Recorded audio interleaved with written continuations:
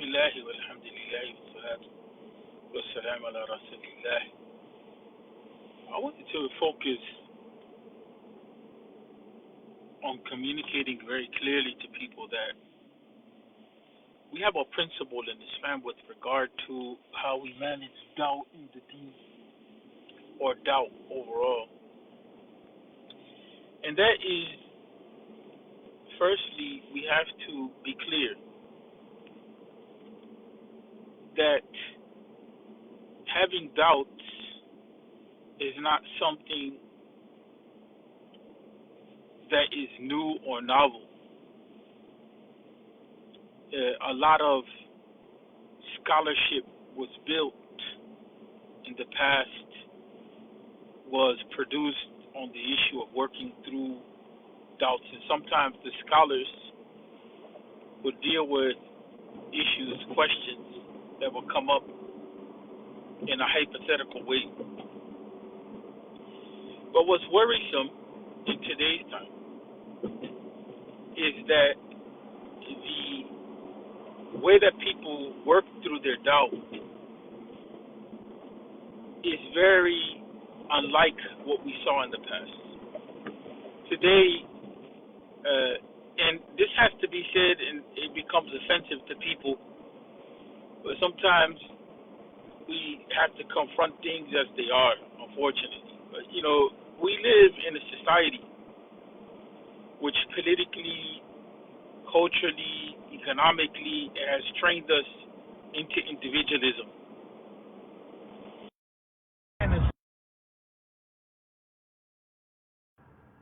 The whole idea of truth is something that is taken to question for a number of different reasons. So that we ourselves, a lot of times, are not navigating from any platform of originality. And many of us, whether we like it or not, we don't do the work that it takes to understand ourselves or what we think, or even more so the deen itself. And for the sake of conversation, even when it comes to the way that we deal with information and knowledge, we see the problems that we run into, whether it's fake information or whether it's misunderstanding. In other words, the whole task of education and thought, reflection, and critical thinking, all the tasks that are involved with that, and the whole venture is not something that we necessarily take. This is a society in which education is not necessarily the priority, except if it is to make money. So knowledge in and of itself is not the direction that society goes in, except if it's useful or to make money. And that's why the conservative thinker Alan Bloom, he wrote his book, The Closing of the American Mind, to talk about the direction that this country navigates. And there was even some talk about the whole concept of the dumbing down of America. And so the Muslims are not far from that reality. And some people may find it offensive. But we have to realize that there's two levels that we deal with. And that's one, the intellectual level, and the other is the emotional level, and that's tied also into desire. And so what we find is that the scholars, the way that they dealt with doubt at a different level in a different way. A lot of us, we put ourselves first. What we think is it. What we feel is it. And that's understandable.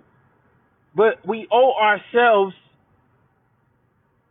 the right to at least make sure that the process that we're going through is a process which is giving us a good result. It doesn't benefit us to think through certain things without having gone through the right process, and we come to a conclusion and it leads to our own destruction.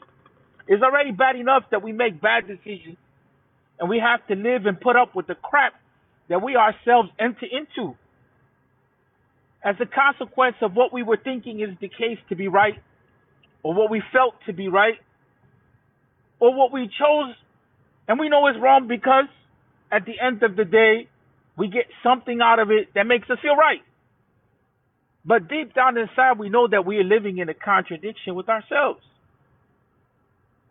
And so we can't afford to take certain paths either because of what we think or what we feel that put us in a hole and end us in a situation that's detrimental to ourselves. That's the first law that we have to operate from when we talk about the whole issue of pursuing what is in our best interest, or at least the law of preservation. Most of us, and this is the beef that I have with a lot of the people that speak about Islam, is that we've created an environment which has only opened the door for people to worsen their condition, whether their family life, or whether their friendships, or whether how they navigate in the world itself. We haven't done a justice to education in the Deen to such an extent that people feel rooted and grounded in Islam and empowered to be able to deal with their own ish, as some people say, or their own crap, or their own circumstances, or their own struggles, or even just their own pursuit. In many cases, we don't realize that what we have painted of the Deen is the concept of al-shar, not the concept of al-khayr. The way that we've made Deen look is that it's something which is impossible. And the beauty that comes along with al-khayr is not what's presented. And the hadith that's very brief in Bukhari, يَسَّرُوا وَلَا تُعَسِّرُوا وَبَشِّرُوا, that type of hadith which brings us this concept of facilitate, don't make things difficult, bring good tidings to the people, right? In that hadith, we find a refuge in a principle which can govern the da'wah and transform our condition. But unfortunately, it's not that which is at the forefront. We bring up a whole series of concepts and ideas, and what we have done is we have plunged people into discussions on Aqidah which only confuse the issue, which create an environment of harshness and so on and so forth, and we know the end game. And so now we're confronting a community which is suffocated by a sense of religiosity which is suffocating, a sense of religiosity which is not empowering. And then we come to the problem of a shubuhat wa shahwat. And so when people have at times some doubts, it's not necessarily always the case that they are misunderstanding or is the issue that they don't have the right degree of knowledge.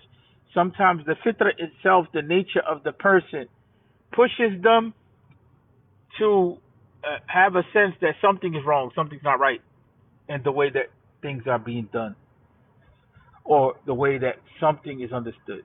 But there's also the case that sometimes what happens is that out of our own desire, because of what it is that we're going through, and we're trying to find a sense of equilibrium, not necessarily what we think, we find ourselves in a situation where we call into question what it is that we're practicing and how it is that we're navigating, in order to find a sense of peace and balance. And so we put ourselves in a situation where we pull away in an effort to be at peace. But the reality of the situation is that overall, I myself can testify. I myself feel the reality that the way that we navigate is not healthy. And that's after decades of study. That's after decades of being in the Muslim community. That's after being in positions of service to the Deen and to the community and so on and so forth. So I empathize with those who struggle at those levels. There's no doubt that we need to renew our understanding of the Deen. There's no doubt that we need to figure out how we're going to resolve some of the more complicated problems that we have in family life, and how it is that we deal with our children, and how do we navigate in the world. There's no doubt that we've done it this service. A lot of times I see what it is that's done at the level of talib al-ilm, and I just shake my head. I'm not here for people's pleasure. I'm not here for. I'm not saying these things, for the sake of, tooting my own horn or thinking that I'm somebody or not. I'm here because we have a damn crisis. We have a crisis that's at hand, which people don't know how to navigate. They're trying to make sense of what do we do with our religiosity, and what way do we go in, and how do we grow, and how do we build. I shouldn't have to throw emotion into this to reach people. It should be just a mention, and we're able to connect with the reality and say, yes, there's a situation that we have. How do we resolve it? But we have to try to convince people to make this stuff a priority. It is unbecoming. The types of situations that come our way as community members, the types of situations that we hear, people's life conditions, and where it is that they reach in their lives, to the point where people fall into desperation, they become suicidal, they become depressed, so on and so forth. The Deen is not supposed to be that for us. Life can already bring those types of challenges. The Deen is supposed to be for us that which brings to us the concept of hope. It's supposed to be for us that which empowers us. It's supposed to be for us that which gives us refuge. This is not all nice talk. This is reality. Yani ad-Deen kulluhu maslaha. That's what the ulama, the imams of the past have said. There's no need to come up with a new understanding in that regard. That understanding is applicable to all times and places and all beings. Right? That's almost what we call from the qawati', from those things that are absolute. That the Deen comes to us for our benefit. There's things in the Deen, people, that are absolutes, and there's things in the Deen, people, that are open to multiple understandings. And navigating those things which are open to multiple understandings, that's supposed to be the realm of talab ilm. Anybody can talk about that which is clear in the Deen. You understand what I'm saying? We have some things that we call ma'loom min ad-Deen bi durura, that which is known by necessity, and the concept is supposed to be that it's something that's so clear for everyone that, regardless of whether a person is a scholar or not, everyone is equal in the understanding. Things like, that zina is haram, that pork is haram, that, the interest is a problem. There's some things that don't need a lot of discussion. And then there's other things, that require some scholarship on how to navigate. So al-ilm is attributed to the ulama in the past, knowledge is to come to an understanding of where is the rukhas in the Deen, where is their facility in the Deen. The issue of al-azima, the issue of knowing what the obligation is in a way that's clear cut and constant, that's not really what the scholars call fiqh or understanding. but how to navigate in people's hardships, how to deal with the gray areas, al-haramu bayn wa halalu bayn, that type of concept. In the, because we start with the haram, we have to come back to say, yeah, there's things in the haram that are clear, and things, with regard to the halal which are clear, and then there's matters that are in between. There's matters which are not known to most of the people, right? And so when we look at the reality, people, the deficiency is in the way that we navigate. The deficiency is in the way that the da'wah is being done. The deficiency is in the Muslim thinking that this deen doesn't require deep study. This deen requires work. This is not a deen of just feelings. This is not just a deen that we learn a little bit and we talk a lot. This is a deen that requires thinking. And that's why the shutting down of the mind is detrimental. And we see now the effects of that in Saudi. To the point that in Saudi we see people go from one direction to another in extremes. There was a time period where everything that was spoken about with regard to ilm al-kalam, logic and philosophy, all that was thrown out the door. And then now everyone is rushing to that. Everyone is rushing to that. And in rushing to that, it's detrimental. Because now we go from, it's like you have a car that hasn't been used quite often, and in the middle of the winter time you turn it on and you just want to take off without warming it up, without checking to, and that's the same thing with the brain. Just rushing to say that now we have to present the deen on a philosophical foundation. Now we need to return to ilm al-kalam. Now we need to return to rationality. Now we need to understand philosophy. Now we need to think about the deen. That's not going to take us anywhere. You understand what I'm saying? And I'm saying that based on ilm. I'm not saying that based on jahl. I'm not saying that based on ignorance. I'm saying that based on knowledge.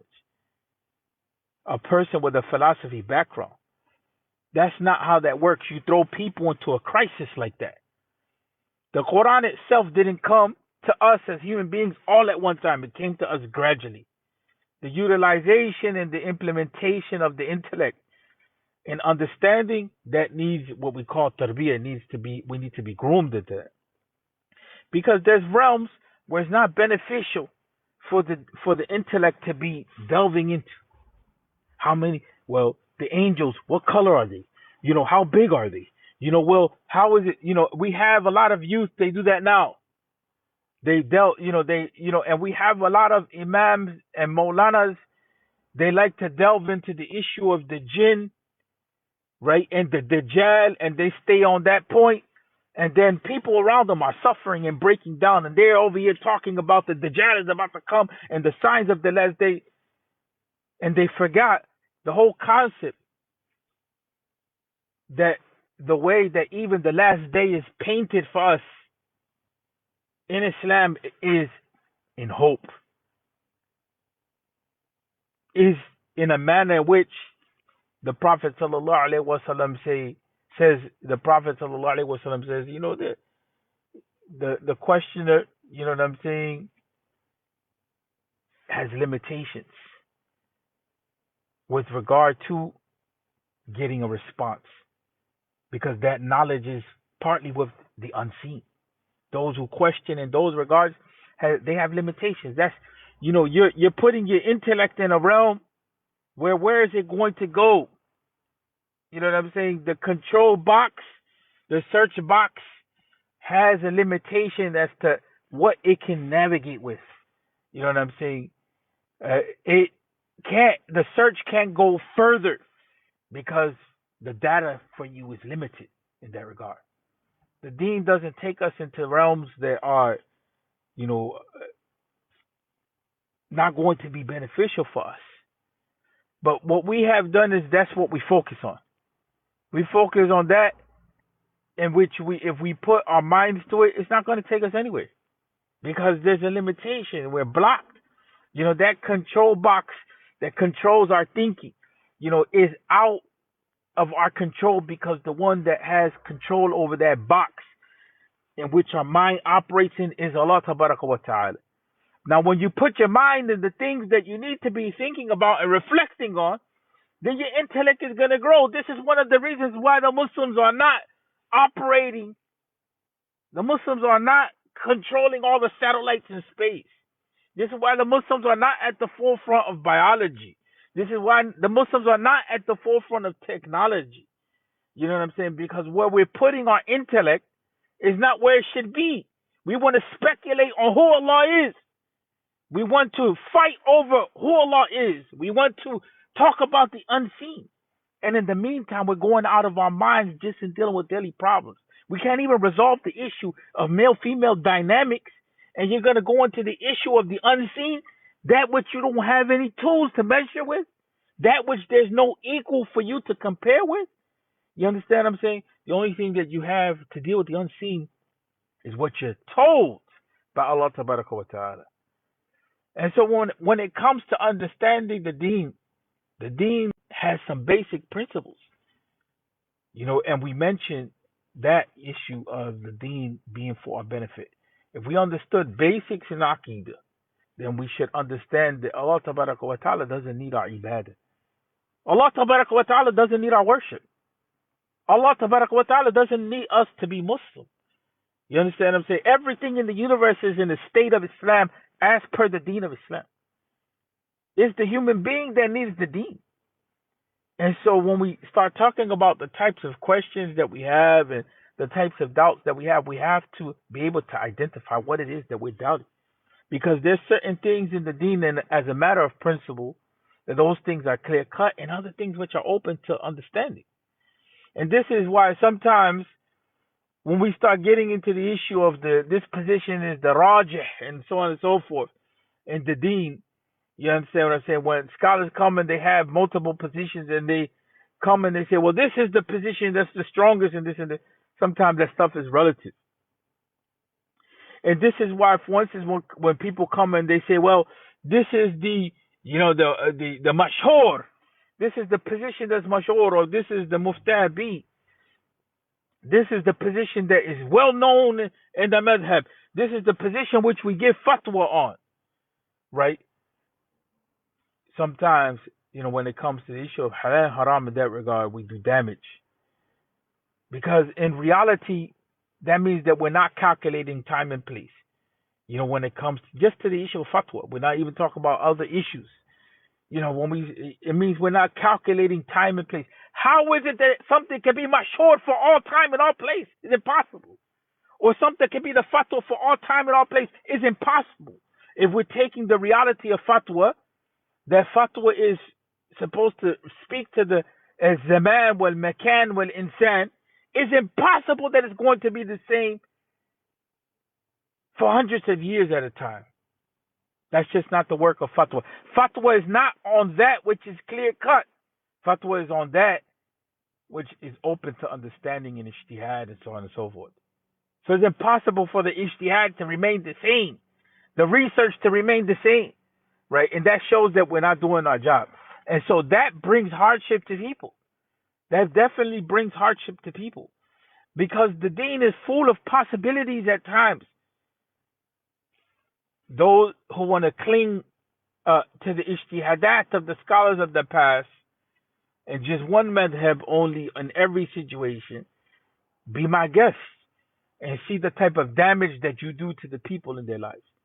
You're not really fulfilling the ease and the facility which the Sharia is calling for, right? If I want to fall in line with the rukhas of Ibn Abbas and not the shada'id of Ibn Umar, then that's my choice. You understand what I'm saying? It's my choice. Whether I want to impose the stringency of Ibn Umar on my life, or whether I want to go with the flow that Ibn Abbas was talking about, the facility of the Deen, right? And so that's where good scholarship is supposed to be. That's where al-alim al-rabbani is supposed to be there, right? The alim rabbani is the one that is supposed to take the people from the basics of knowledge and help that person to grow. That's how the Deen came. That's how the Quran came. And And so we hear sometimes from the Sufis, they say, well, the Shaykh of the Tariqah. Well, you're not doing your job. Most of you who claim that you're the Shaykh of the Tariqah, you're not doing your job. Because what you're doing is you're leaving the people, you're claiming to do tarbiyah, and what we find is confusion. You understand what I'm saying? That's what we're finding. Confusion. Those who say that teaching Tawheed is the same thing. You understand what I'm saying? You're not doing your job. Because the Aqidah that you're bringing, that you claim is Tawheed, is not doing anything to help people in their daily lives. And we say this because the cases, we mentioned it before, of people just breaking down in their lives is serious. So there's no doubt that the people are going to have questions. There's no doubt that the people are going to struggle with the understanding that we find online and from the minbar of Deen. There's no doubt. I myself will question that stuff. It's alhamdulillah that I had the ability to leave the madness that we have in our community, right? And to be able to make a way for myself. And I have a different set of problems. But sometimes I even ask myself, if I never left out of this environment, if I never was exposed to so and so and so and so and so and so to this and that and so on and so forth that allows me to navigate, then how would I be in my day? It's miraculous that people stay in Islam. It's miraculous that they stay in Islam. There's stories that I can tell you that people have gone through. I know whole communities that have gone through nothing but trauma and drama. I know one community that it was set up and there was nothing but fitna and hardship and madness in that community. If I want to go deeper, I'll say it was a community in which there was sexual molestation. It was a community in which there was abuse. Yeah, and that's just one community. That's not to mention other communities of what was happening. And people remained in the Deen. Because you had certain people that what they enforced was their own madness. It had nothing to do with Islam. It had to do with what they brought from whatever was their messed up background to the Deen. You understand what I'm saying? And the poor people, they're in that environment trying to figure out. This is the detrimental aspects of not having real leadership, right? And a community that's not solidly educated, and that's just one model community. There's other communities in which there's been violence. There's other communities in which the masjid is going through lawsuits and the masjid is replacing imams, 4 or 5 imams within a short period of time. There's other communities that there's no imam at all. You understand what I'm saying? That is just whoever hits the minbar with no direction. They make up whatever along the way, and so there's no doubt that people are going to have doubts in the Deen. You understand what I'm saying? There's no doubt that people are going to have doubts in the Deen. You understand what I'm saying? Because we ourselves are in a process of development, and this is what we have to explain to the people, that the Muslim community has gone through war and trauma and drama and is trying to remove itself from the suffering that it is going through. Don't believe me, just look at Yemen. Look at Syria. Look at what happened in Egypt. Look at the man who burnt himself up in Tunis. And look at the response prior to the Arab Spring when it first was initiated. Look at the response of some of the scholars. It wasn't a response of compassion and empathy for a man who was at the end of his rope with an education, and his means to take care of his family was taken from him. That's why he burnt himself up. The first thing that people jump to, this is haram, this is this and this and that, versus trying to understand what will cause a man to destroy his life in that way. Right? That wasn't the answer. Look at the Sufi Shaikh in Syria that will go around and pay prostitutes to leave prostitution. He's taking care of his people. He's understanding that there's something definitely wrong in the community. So he's taking the money from the community and going and trying to liberate these women from that madness, which is supported by other Muslims because it's a Muslim country. You understand what I'm saying? So that's the type of madness that we have. That's the type of stuff that we have going on. It's easy to condemn. It's easy to be there and judge. You understand what I'm saying? it's easy to go through that route, of taking that type of approach and that type of orientation. Usama Abdul Azim, Sheikh Usama Abdul Azim in Egypt, people disagree with his methodology. But what he would do was sign up brothers and tell them that they would have to be in a discipline mode, and he would just lead them in long salawats. You can agree with the method or disagree, but this is when you start to see the scholars, you know, trying to address the situation of their people. And you tell the people, you want knowledge, you go to Azhar. Here you come here to connect yourself to Allah and the Quran because of the fitna of the environment in that place in Egypt. Muhammad al-Dabisi, the same thing. His khutbah for Jum'ah was extremely long. And he would sit there, he would talk about what the conditions of the people are and what it is that they had to do step by step to begin to develop their relationship with Allah Tabarak wa Ta'ala. A man of ibadah. So when he taught Aqidah Tahawiyah, not necessarily that I may agree with that method, but still, when he taught Aqidah Tahawiyah, you feel that it's coming with an because he has some soul to it, some ibadah. Yaltazim bid-Deen. His commitment to the Deen is felt. It's not something that's heard. It's felt. So when he's teaching Aqidah, you feel a man that has a relationship with Allah. That's many of us. I hate to say, but many of us, we still struggle with that. We're struggling in our relationship with Allah, which is not a condemnation, but we have to be honest. What is it that we're going through? And so we're stuck between shubuhat and shahwat. Sheikh Muhammad bin Abdul Wahhab took that from Ibn al-Qayyim and others. That is where the da'wah should have been. A discussion about what are the shubuhat and the shahwat of the people. Because when it comes to the issue of a shahwat and how it relates to shubuhat, this is what we're seeing. People at the basic level, the human needs are not being met. And so we're seeing brothers and sisters struggle with marital relationships. What was the common statement of people in the past when a brother had a problem in his marriage? Oh, Akhi, just go get a second wife. It wasn't work through your issues. It's like, go, Akhi, go get a second wife. And it compounded the problem. And it could have been for a number of different reasons. Maybe there was no physical intimacy. She barred him from physical intimacy. It could have been he had an addiction. He never resolved it. It could have been 1,000 different reasons.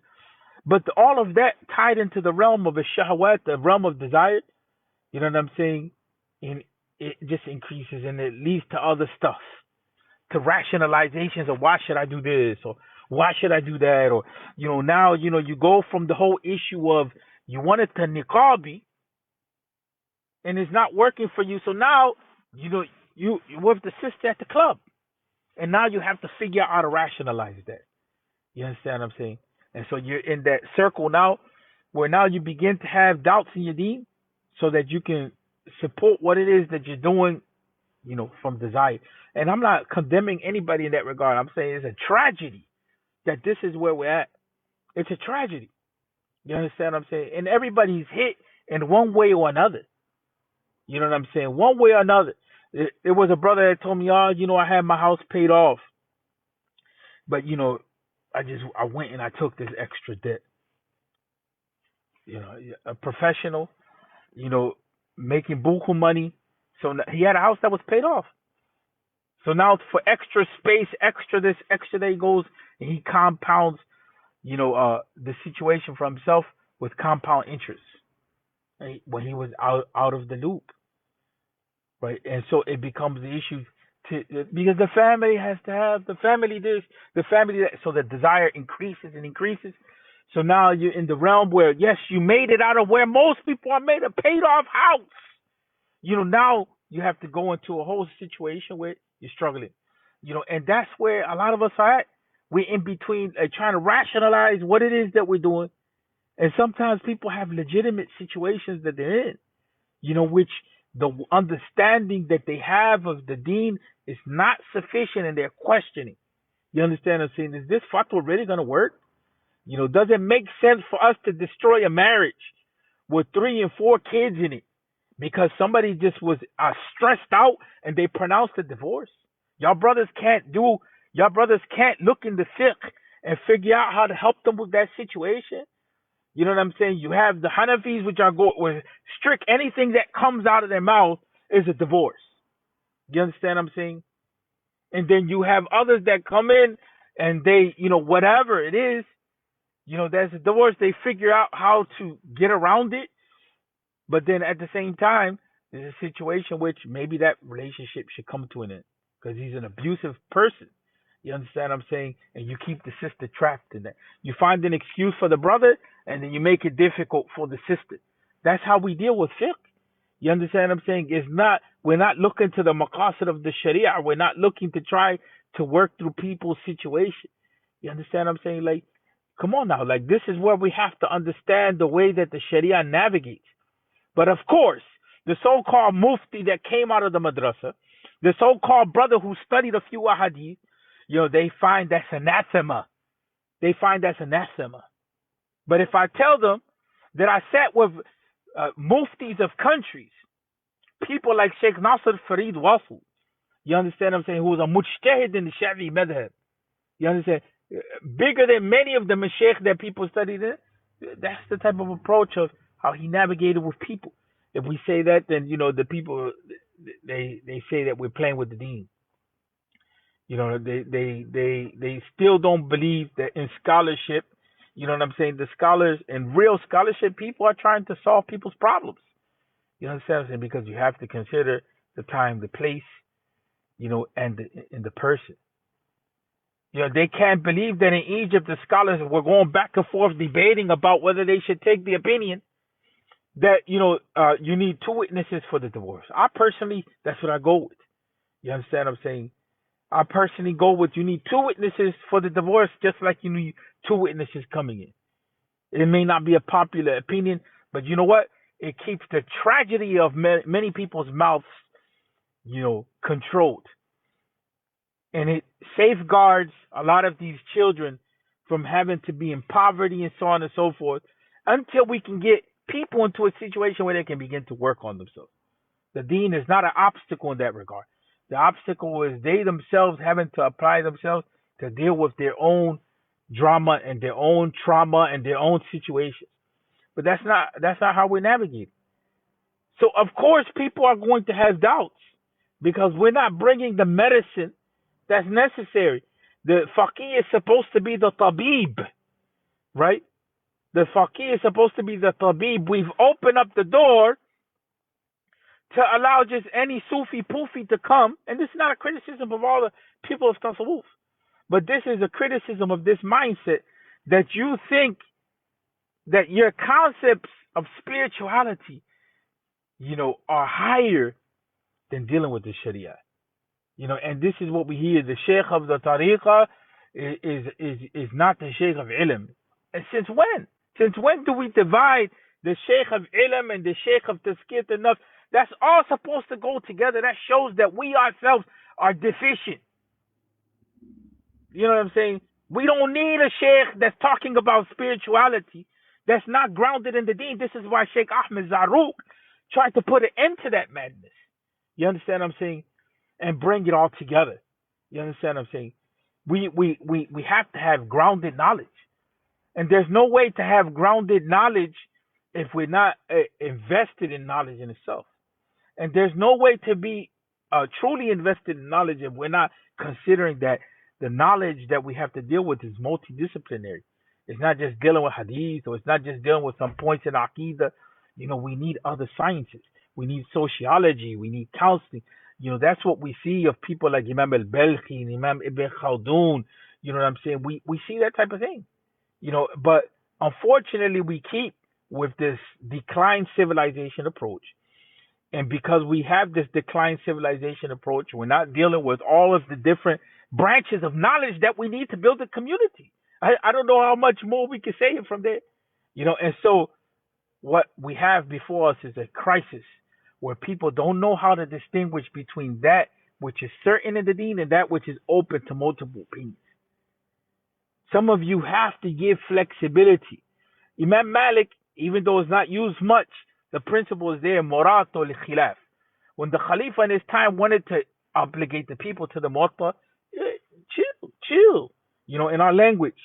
The Sahaba, they left Medina, they went to different places and they took a hadith with them. In other words, you're not going to use me to impose the Muwatta on other people and obligate them to follow, even though I disagree. You understand what I'm saying? I know what I collected. I know what I consider to be sound and unsound. You understand what I'm saying? But let them be.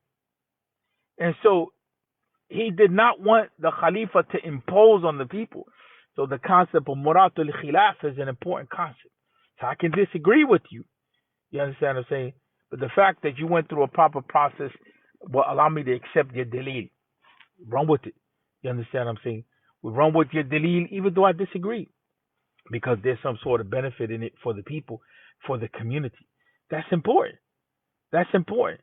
Any scholar of weight knows that in this wilderness of North America, we can't navigate with one madhab. Maybe at the basic level of education, you can educate yourself at the basic foundations for your basic practice in one madhab, but when it comes to solving problems, it's impossible that one madhab is going to solve the problem. And the reason why I mention this is because you begin to see people struggle in their deen because of the hardship that it is that they're going through. You understand what I'm saying? Even with the issue of, we're not even at the issue, we want to talk about something that's clear in the deen. Riba, the prohibition of riba in the deen is clear. But go try to rent in New York City. Go try to rent in California. And you have 4 kids with heavy zoning laws. You understand what I'm saying? And see that you're not going to get a 2-bedroom, outside of 1,500 with zoning. Where are you going to put those kids? Where are you going to put those children at? You understand what I'm saying? You're going to be forced to look at mortgages. You're going to be forced to migrate. You're going to be forced to navigate in the world. And so those people who try to come and they try to act like they're better than now, that everything is just so easy and picture perfect. No, it's not. You understand what I'm saying? Our families are going through hardship. And if they can't be, that's only one part of the struggle. The other part of the struggle is that they're paying $1,500 a month by itself in rent, don't have the space, and then they're in the hood where there's ARs and AKs and robberies and killings and this. When people complain, that's, and so you say, well, just go to another place. Yes, when they go to those other places which are cheaper, that's what they end up in. Bad school systems. You understand what I'm saying? Well, hardship. So of course people are going to have doubt in the deen because they're going to say, how is this helping me in my life? You understand what I'm saying? I'm listening to all these people going back and forth about what Islam is, and I'm looking at these opinions. I don't know how any of this applies to my life. You understand what I'm saying? I don't know how any of this can help me in my life to navigate. And that's very real, people. This is very real stuff. What it is that we're seeing people go through, we have to be honest. So if we're going to help people, we have to tell them that Deen obligates us to work through our doubts. Now, one thing that's very clear is that you may not get the answer right now. Your desire to get the answer right now. You went to 3 and 4 people and they couldn't answer you. So what? You may not have gone to the right people. You understand what I'm saying? When we couldn't get answers to the deen, we didn't just give up on the deen. We traveled hundreds and hundreds of miles to get answers, to build ourselves up. We took that sacrifice. You understand what I'm saying? Because at least at the fundamental level, we believe that La ilaha illallah wa Muhammad Rasulullah. And this is where our desire comes in. This is where we have to check ourselves. You understand what I'm saying? Just because you don't get the answer from this, I hear that so much. It's sickening. I asked this person, I asked that person, they couldn't answer the question. You know what I'm saying? Okay, you may have asked the wrong people. You may not have people in your locality that can even handle that type of question. And this is where طلاب العلم and mashayikh, whatever you want to call them, whatever title you don't want to give them, but people that claim to be associated in knowledge or to knowledge.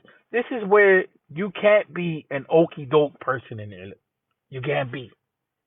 You can't be. You know what I'm saying? And if you're talking about saving people's iman, not to make ourselves saviors, but sometimes that's how it is. You understand what I'm saying? You're on a save mission. You know what I'm saying? Then you need to know, for some people, you need to be able to use whatever you can use. Weak opinion, strong opinion, medium opinion, whatever you can use to help a person so they can continue their relationship with Allah. Later on, they can worry about bettering the opinion, the decision, the whatever. You understand what I'm saying? But keeping the people in the circle of Islam becomes the priority. Even if it's on a weak opinion, that weak opinion becomes a strong opinion for them. You understand what I'm saying? Whatever it is that you use, a quote from Rumi, a weak hadith, a strong position here, y'all may not like that, but it's better than kufr. It's better than people leaving the deen. You understand what I'm saying? And the name that they're not following what you're following. You have to learn how to be a doctor. That's the reality of the situation. You have to learn to meet the people where they're at. Look, don't you remember the statement of Aisha when she was asked what was the first of the Quran to be revealed? Don't you remember? And this is in Bukhari. Remember what was being said? You know what I'm saying? Well, Aisha kind of snapped back at them, like, where's that question coming from? And then the conversation, as it began to proceed and go on, you know what I'm saying? She talked about how what was first revealed had to do with the unseen, had to do with the law, the basics of Aqidah. And it was said, basically the people told her, if the first thing to be revealed were to prohibit alcohol and zina, we would have never followed this. We would never follow this because you are attacking what we're most attached to. You know what I'm saying? But the deen has wisdom. It didn't come attacking what the people are most attached to from the haram. It strengthened them to a point where they were able to navigate, and it met them where they were at. Come on, people. The Sahaba, some of them in Ramadan, they violated the sanctity of Ramadan. Some of them went to the Prophet ﷺ and they told him clearly that what they did in Ramadan, how they violated Ramadan. You know what I'm saying? They had intimate relations, some of them, during Ramadan, during the day. During the Sahaba, some of them went to the Salah drunk. You understand what I'm saying? I've seen people go to the Salah and they're on heroin. I've seen them. You know what I'm saying? And fall out in the middle of the Salah. This is not different than what the Sahaba went through. You understand what I'm saying? But for us, we're ready to kick the people out. We're ready to, we're not ready to meet the people where they're at. And so, of course, people are going to have doubts. And, of course, people are not going to be able to hang. And they're going to leave out. You understand what I'm saying? They're going to leave out. That's what I like about Imam Shawkani when it comes to Aqidah issues, outside of the foundational stuff that we agree on, outside of the basis of Zahiri, outside the Aqidah, Imam Shawkani comes in, he says, look, if it's Mu'tazili, if it's Maturidi, if it's Ashari, give me the dalil. I don't care what madhab it is. I'm going to look to see what the dalil is. These are all ijtihadat in Aqidah. Where's the dalil? And you find on some things, you understand what I'm saying? You find on some things the Mu'tazila and the Maturidiyya, they agree on issues which Ibn Taymiyyah agrees, and the Asharis are somewhere over there somewhere. You understand what I'm saying? And is an opinion which can work, for everybody who wants to philosophize on the deen. If that keeps them in the realm, it keeps them in the realm. I don't care what people have to say about me. You know what I'm saying? I'm not here to please any group. I'm here to try to work with the people where they are at and help them where they're at. And trust me, they come, and when they come, they unload. And when they unload, it's anything from I want to kill myself to I want to go have sex to I smoked weed yesterday. That's where it's at. That's why I don't have time to go back and forth with people. And it's not a pulpit or it's not a minbar for me to praise myself. I'm just telling you, like, we're in survival mode. You understand what I'm saying? And when we're in survival mode, We need whatever tools that we can so that we can get the people to a point where they can be grounded. Then when they're grounded, we could talk about technicalities. Then when they're grounded, we could talk about how to better this approach or that approach or how to do this or do that. But we're not in a luxury point. We're not in a stage where this is just all flowing and it's nice and and it's not working like that. And for all the people that claim that they are huffing and puffing and tough, you know what I'm saying? And I'm gonna be a little stringent here. You both Sufis and Salafis. You understand what I'm saying? You see some of the Salafis claiming to be on the Sunnah, and then when you look and you see what's going on behind closed doors, it's a disaster. And it's the same thing with the Sufis claiming spiritualities, tossing around the dhikr beads, focusing on claiming to skip the nuts, and then when you look at the reality, is a mess. And it's the same thing when brothers talk about they want to build, the Islamic, political system, this and that. And when you look at the condition of the youth, it's a mess. Everybody's in a mess state. And I'm not saying that to be depressing or whatever, but I'm saying like we need to stop the show. You know what I'm saying? We need to stop the show and we need to realize this is not going to move forward until we start to cooperate. You know what I'm saying? It's not my problem that some of the Salafi Mashaykh try to make the claim, well, we don't cooperate, we don't do this, we don't do that. No, just clarify what's clear in the deen. At the basic level. Don't get into any of the ijtihadat or any of the furor. Focus on the usul of iman and leave it at that. We already know some people interpret the names of Allah, some people don't. But this situation is beyond that at this point. This is a situation where we're finding Muslims, they're having doubt in Islam to the point where they want to leave completely. Do you think whether they interpret the names of Allah or whether they don't, you think that's going to count at that point? This is an issue between Iman and Kufr. You know what I'm saying? At the most ultimate level. This has nothing to do with, this person is Jahmi or they're following this or this person is Qadri. I mean, where are y'all at? You know what I'm saying?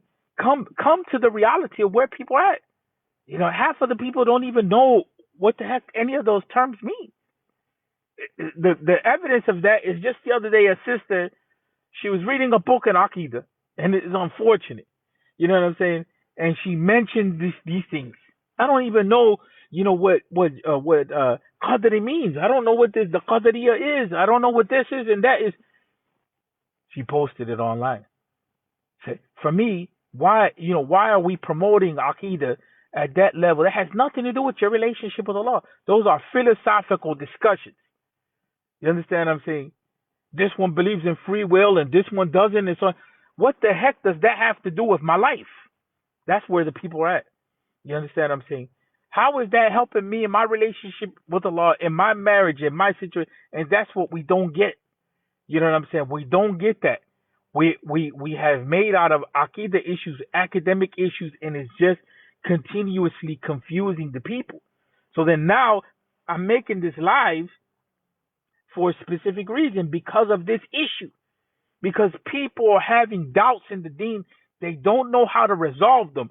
And when they come to us who claim that we studied and we claim we do this and that, they just find nothing but confusion. You understand what I'm saying? So we're not going to carry anybody or help anybody under these circumstances and situations.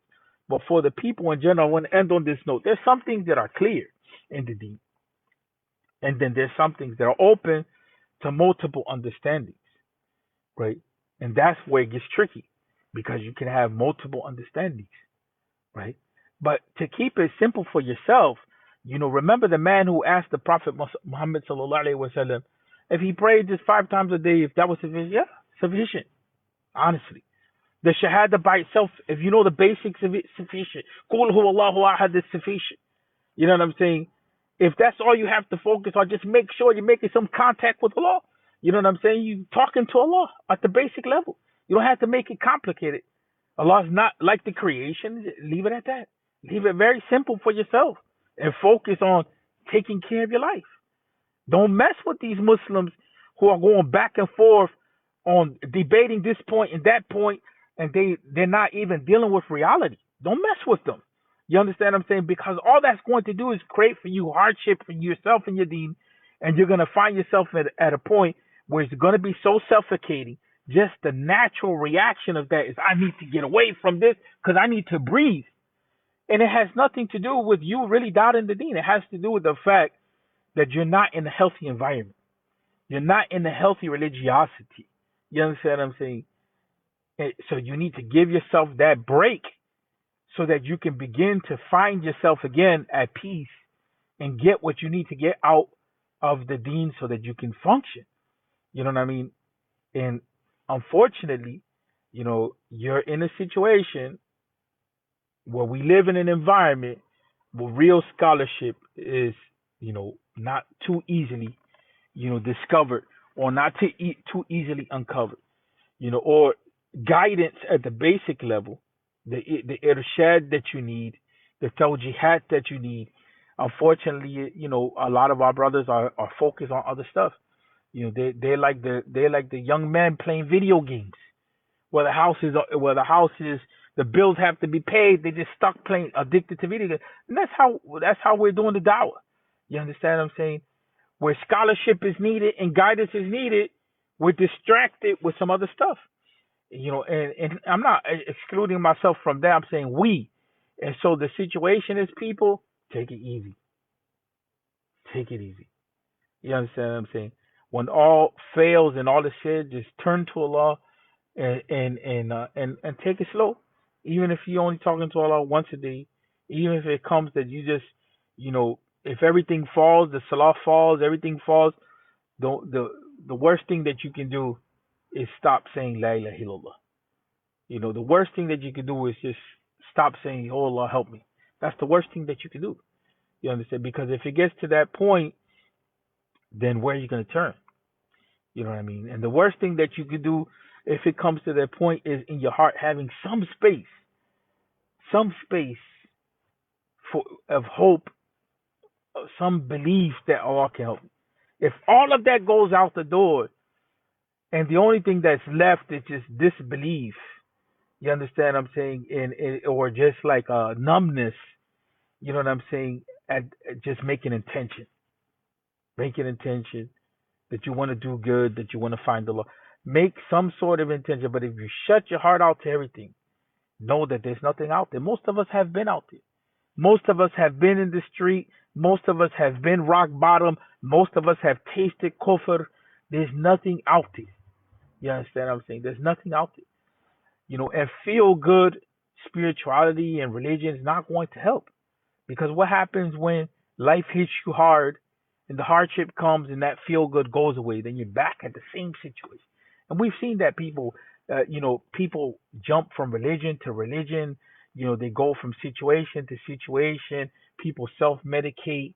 You understand what I'm saying? Life built into it is hardship and ease. And that's part of the Aqidah point that we have to have correct. This dunya is hardship and ease. You understand what I'm saying? There's no way around it. There's nobody that's not going through struggles in this dunya. You know what I'm saying? That's how it's built. It's built so that you can understand that it's composed of opposites. Your desire is unending. You can have desire. I want to eat 1,000 chocolate cakes. I want to have 1,000 cars. I want to have 2 mountains of gold. Because at the end of the day, your desire is what's pointing to you that there's another reality. That your desire won't be fulfilled in total, except in the hereafter. That's another point of belief. That peace and tranquility and real fulfillment doesn't come except in the hereafter. And that point, that's a point of belief. You have to study the nature of reality, the nature of this world, the nature of the hereafter in that regard. And so what's left upon us is struggle. And if you're tired, fine. You understand? I understand. People break down. They break down. Some people, everything stops. Salah stops. Going to the masjid stops. Everything stops. But what can't stop is that, hope in that belief that Allah is in your favor. You know what I'm saying? That's the reason why in the Quran is, Ar-Rahman Ar-Rahim is repeated over and over again. So that at the end of the day, that's who Allah is. That's who Allah is. You know what I'm saying? Ar-Rahman Ar-Rahim. If you don't know anything else, and that's all that stays with you, and it rocks your heart, then there's hope left. You know what I'm saying? Then there's hope left. But if you don't have that, then what is what remains after except يعني بعد هذه إلى الضلالة. The going astray, and going from situation to situation, which is just going to يعني معيشة ضنكا من أعرض عن ذكري, you know فإن له معيشة ضنكا. And that's the principle in the Quran, that the person who turns their back on the remembrance of Allah Tabaraka wa Ta'ala, the Deen, the Quran, the Salah, everything like that, then they will be restricted. The heart will be restricted, and that's why we come to that point where we despair. You know what I'm saying? Where we despair and there's nothing left. Despair, sometimes it even struck the companions and the Prophet Muhammad sallallahu alaihi wasallam. Mata nasrullah. When will the help of Allah come? And then the Quran responds, uh, that the help of Allah is near. That the help of Allah is near. You know what I'm saying? And that's how the Quran came, to reassure.